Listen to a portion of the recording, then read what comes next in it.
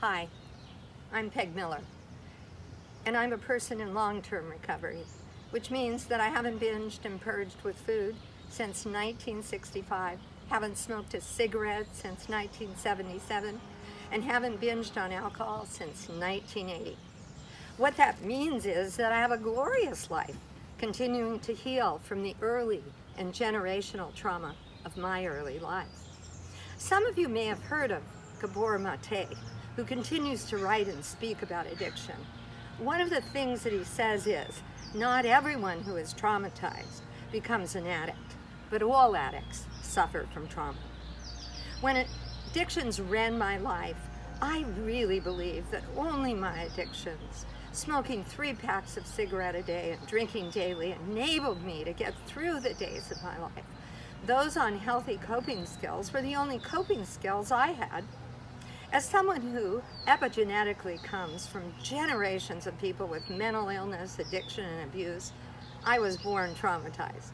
If you want to learn more about the impact of trauma, read about the ACE scale, which is a testing tool for adverse childhood events, which puts the person who endures these at risk in all categories of threats to well-being. How wonderful it would have been to have known my heritage and to have been given tools to deal with the trauma, since the earlier that trauma is dealt with, the more completely it can be healed.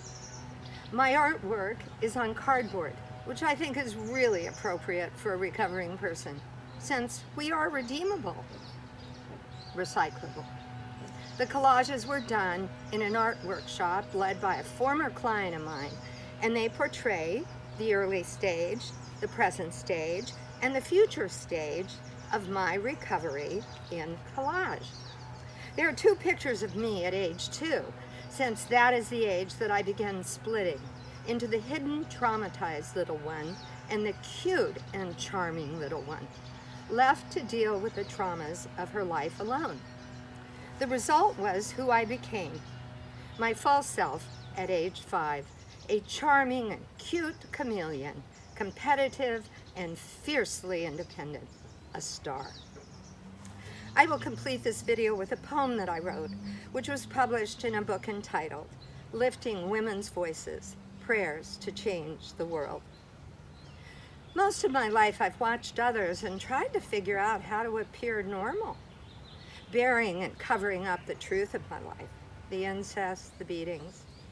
Good little girl, accomplished, best at things, Stanford graduate, corporate wife, suburban wife and mother, bulimic, alcoholic, nicotine addict, date raped, gang raped, using sex to get love. Never feeling the pain of my life, living a pretend life, a looking good life, until I couldn't hold it together any longer as the memories of the past began to surface. Ending up working with homeless women, nearly all of them victims of early childhood sexual abuse. Finding sisterhood with these women, finding the voice of truth for myself by listening to their stories. Realizing that I am not normal, like those people who have not had incest, abuse, alcoholism, bulimia in their backgrounds. Praying for a world in which we can hear each other, honor each other, and help each other heal. Realizing in God's eyes that we're all loved, no matter what the circumstances of our life. Those of us who have been so afraid of living end up being so grateful for the opportunity to be alive and free, unafraid and healed. For us, no moment is normal. Each moment of recovery is a delicious, joyous moment of triumph over the pain of the past.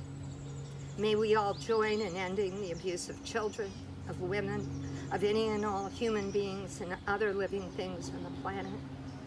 Praying for healing of those who hurt others, since we do know that hurt people hurt others. In God's eyes, each and every human being is a precious, beloved child of God. May we never minimize the stories of our brothers and sisters. May we be blessed with understanding and loving hearts, eyes to see the hurt, ears to hear the stories, and arms to convey the love of Christ.